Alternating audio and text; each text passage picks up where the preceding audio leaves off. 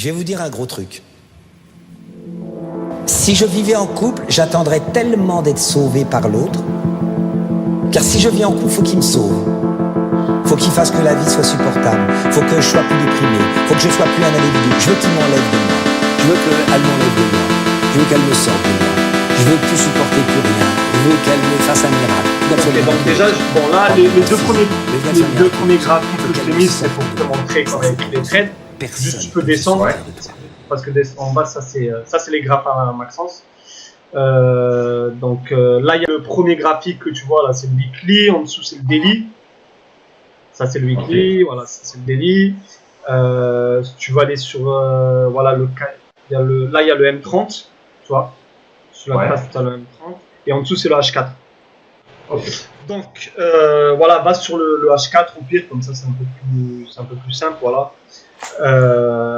Donc, non, pardon, excuse-moi. D'abord, est-ce que tu peux aller sur le daily? Parce que je voulais te montrer quelque chose sur le graphique daily. Par rapport, voilà, parfait. Donc, bon, nous, on a commencé à avoir on avait une tendance neutre. Donc, par rapport à l'analyse, déjà, je parlais de l'analyse. On avait une tendance neutre, on était en haut du range. Bon, c'est vrai que le range est duré depuis quand même un petit moment. En plus, la dernière bougie bleue que tu vois, on était dans une phase 2 H4. On a vraiment eu un fort mouvement. Mais je me suis dit, on va quand même tenter la vente. On va respecter un peu la zone, hein, du moins on a un biais baissier à ce niveau. Et en plus, ce qui est intéressant, c'est que est-ce que tu vois le rectangle rouge que je t'ai tracé? Le grand, au niveau des 1,48. Ouais. Au niveau des 1,48. Voilà. Ce qui était bien, ça, c'était le niveau de réintégration weekly, en fait. Ok. Et on a. Voilà. Le carré rouge, c'est la tendance neutre weekly. Voilà. Et le carré bleu, voilà.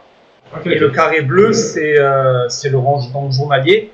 Et c'est pour ça aussi, tu vois, je me suis dit, on va quand même garder un petit biais. Du moins, on va respecter le biais baissier par rapport au daily. Et si ça se propage, tant mieux. C'est toujours les mêmes objectifs, hein, ça va pas changer, hein, comme je t'expliquais la dernière fois. Donc on a pris un setup M30. Ouais. Voilà.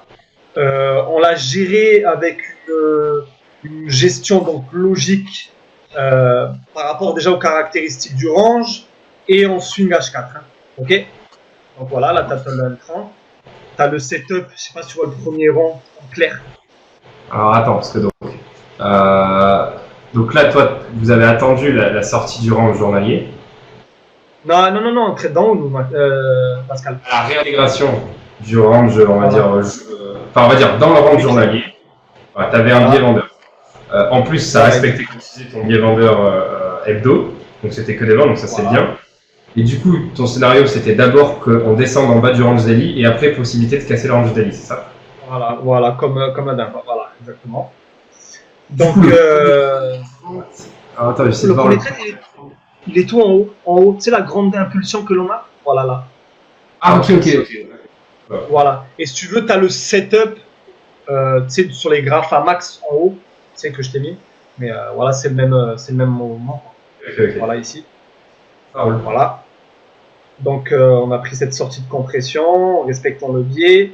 La gestion, elle s'est faite avant, donc en une gestion H4. Donc, au niveau des stops.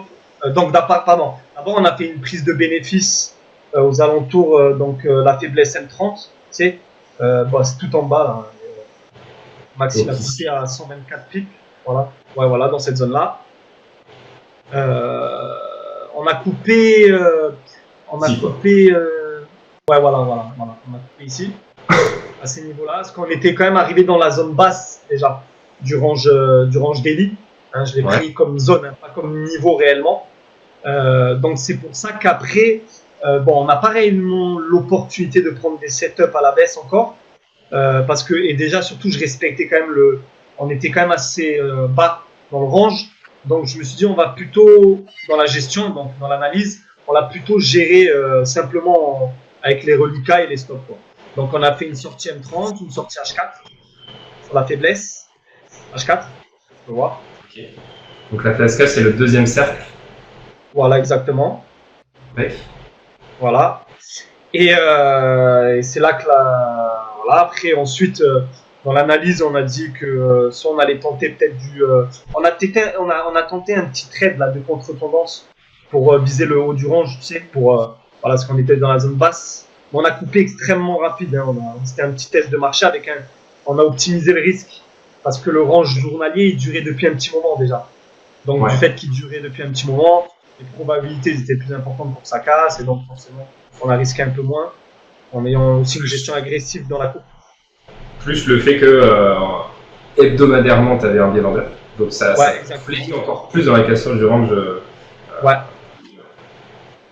Mais là on était à la limite de la réintégration weekly en fait. Ok. En plus. Et quand ça se propage, là, la dernière impulsion qu'il y a eu, ça s'est propagé effectivement dans l'ancien range daily que l'on avait, donc la réintégration weekly.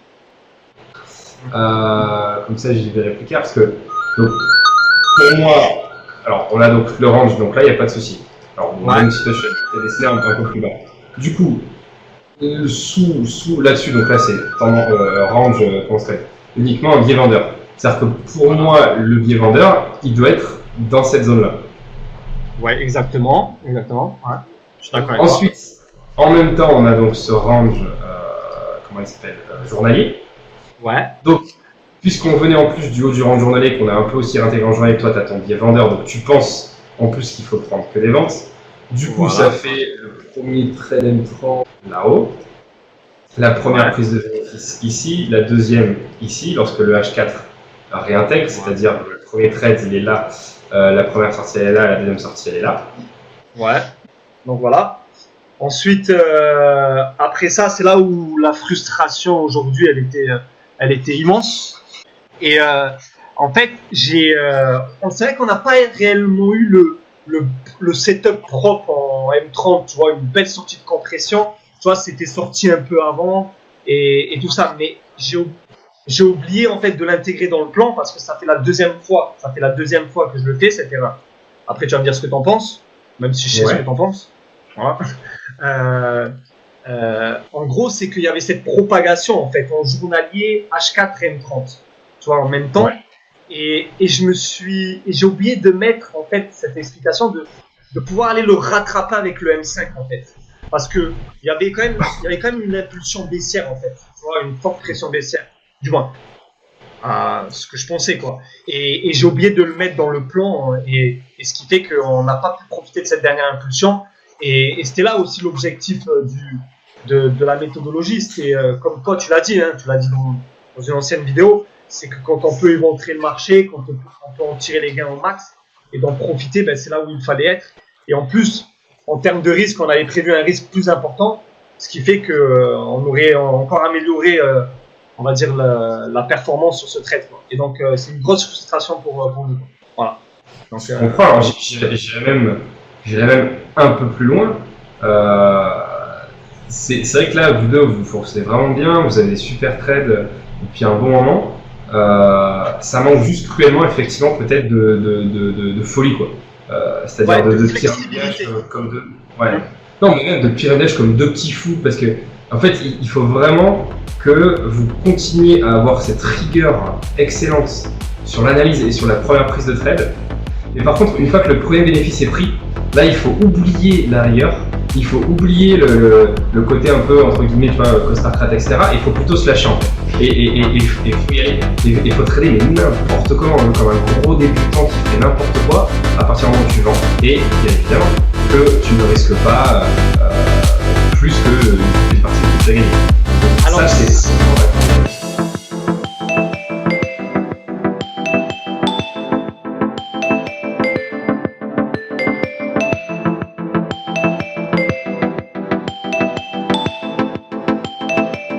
personne ne peut se sortir de toi.